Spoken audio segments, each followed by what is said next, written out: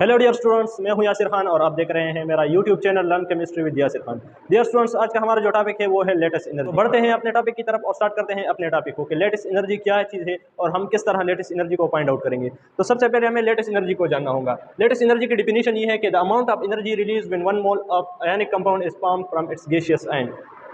Latest energy हमारे पास, जैसा कि नाम से जाहिर है, ये हमारे पास एक एनर्जी है। The amount of energy release when 1 mole of ionic compound is formed from its gaseous ions. जब भी कोई आयनिक कंपाउंड फॉर्म होता है उसके आयन से, और उस दौरान जो एनर्जी रिलीज होती है आयनिक कंपाउंड के फॉर्मेशन के दौरान जो एनर्जी रिलीज होती है उसे हम क्या कहते हैं? लेटेस्ट एनर्जी कहते हैं। इसका दूसरा डिफिनीशन ये है कि the amount of energy required to break 1 mole of ionic compound into its respective gaseous ion. इसी 1 मोल आयनिक कंपाउंड का ब्रेक डाउन करते हैं उसके जो रिस्पेक्टिव आयंस है केटाइन और एनाइन उसमें, तो उस दौरान हमें जो एनर्जी दरकार होती है, हम उसको ब्रेक करने के लिए जो एनर्जी का यूज़ करते हैं उस एनर्जी को लेटेस्ट एनर्जी कहते हैं। अब लेटेस्ट एनर्जी का यूनिट क्या है? तो इसका यूनिट है किलो जूल पर मोल। ये हम दो तरह से लिख सकते हैं, इस तरह भी लिख सकते हैं और इस तरह भी। इसका एग्जांपल हमारे पास सोडियम क्लोराइड का जो फॉर्मेशन है उसका एग्जांपल लेते हैं। सोडियम आयन है, एक क्लोरीन आयन है। जब ये दोनों कंबाइन कर जाते हैं तो हमें सोडियम क्लोराइड देते हैं जो कि सॉलिड स्टेट में है। ये दोनों जो है ये हमारे पास गैसियस स्टेट में है और जो प्रोडक्ट हमारे पास है सोडियम क्लोराइड वो हमारे पास सॉलिड स्टेट में है। ये दोनों गैसियस स्टेट में है, इसी वजह से ये अनस्टेबल है और ये एक दूसरे को अट्रैक्ट करते हैं, एक दूसरे के साथ बॉन्ड फॉर्म करते हैं और हमें NaCl देते हैं। तो इस दौरान जो इसकी लेटेस्ट एनर्जी होती है, जो एनर्जी ये रिलीज़ करता है, उसकी वैल्यू है 787 किलो जूल पर मोल। यहाँ माइनस का साइन आप देखोगे तो माइनस से मतलब ये है हमारे पास कि ये एनर्जी रिलीज हुई है। जब ये एनर्जी एब्जॉर्ब होगी तो फिर हम इसे प्लस से रिप्रेजेंट करेंगे। लेट सपोज हमारे पास दूसरा एग्जांपल हम लेते हैं।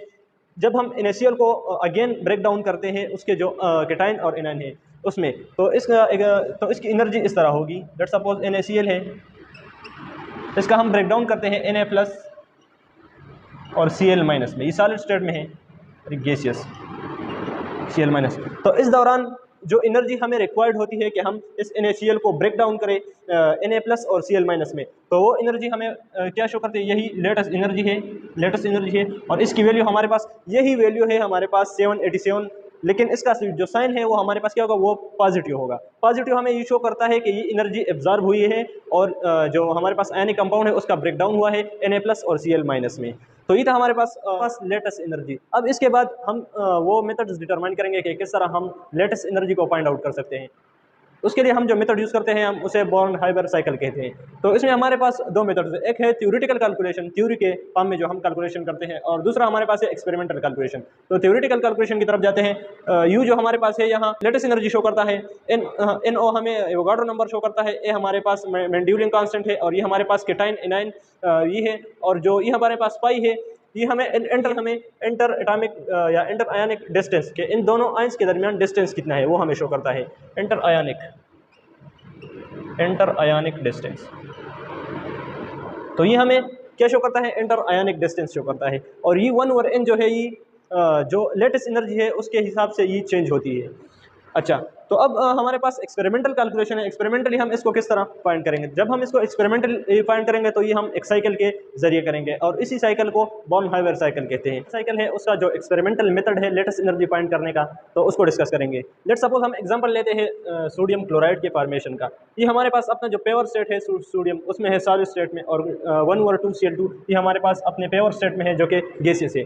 हमारे पास 1 सोडियम एटम और हाफ क्लोरीन मॉलिक्यूल हमारे पास कंबाइन हो जाते हैं, तो ये हमें सोडियम क्लोराइड जो है आयनिक कंपाउंड देते हैं जो कि सॉलिड स्टेट में है। तो ये किस तरह होते हैं उस साइकिल को स्टार्ट करते हैं। सबसे पहले तो हमें सोडियम को जो है वो गैसियस स्टेट में कन्वर्ट करना होगा, क्योंकि ये तभी रिएक्शन करेगा, क्योंकि यहाँ अब ये स्टेबल है, ये तभी रिएक्शन करेगा जब ये गैसियस स्टेट में हो और अनस्टेबल हो। तो इसको जब हम जो गैसियस स्टेट में उसमें कन्वर्ट करेंगे सोडियम गैसियस, तो इसके लिए हम क्या करेंगे? इसको हम एनर्जी देंगे और उस एनर्जी को हम क्या कहते हैं? उस एनर्जी को हम सब्लिमेशन एनर्जी कहते हैं। इसको हम सब्लिमेशन एनर्जी देंगे और इसी के थ्रू हम इसको सोडियम गैस में कन्वर्ट करेंगे। अब ये गैस तो आ गया, लेकिन अब हम इसको आयन में कन्वर्ट करेंगे। जब हम इसको आयन में कन्वर्ट करेंगे तो ये हमारे पास आएगा Na+, ये भी गैसियस स्टेट में है। तो जब हम इसको आयोनाइज करेंगे तो इसके लिए हम आयोनाइजेशन एनर्जी के जरिए हम इसको आयोनाइज करेंगे Na+ आयन में।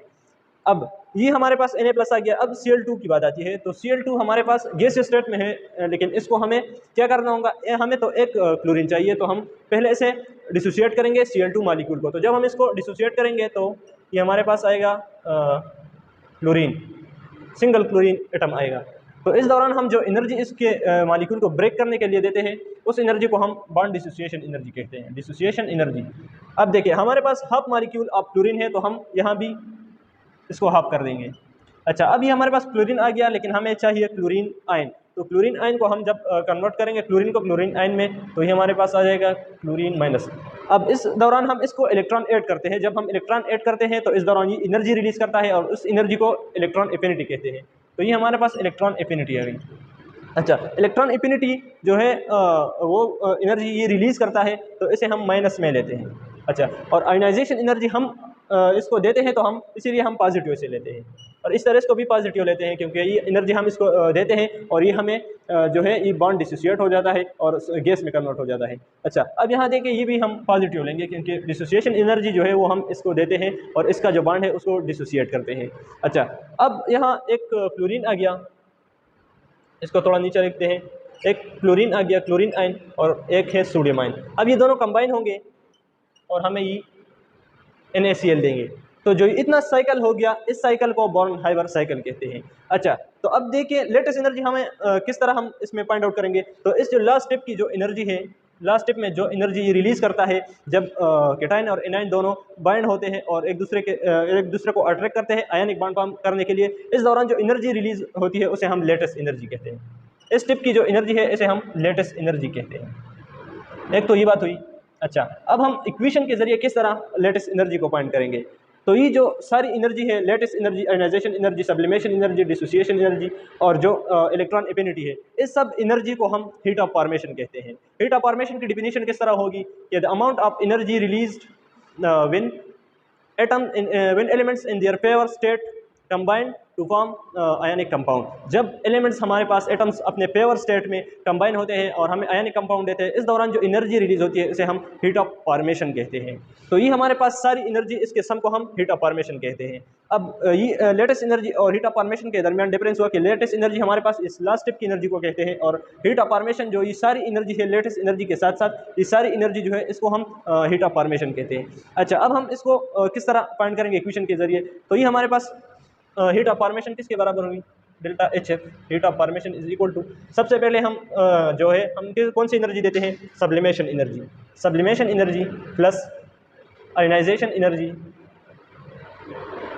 प्लस डिसोसिएशन एनर्जी और माइनस हम क्यों लेते हैं, क्योंकि ये एनर्जी जो है ये रिलीज हुई है, इलेक्ट्रॉन एफिनिटी, और ये एनर्जी भी रिलीज होती है जो लेटेस्ट एनर्जी है, तो माइनस लेटेस्ट एनर्जी।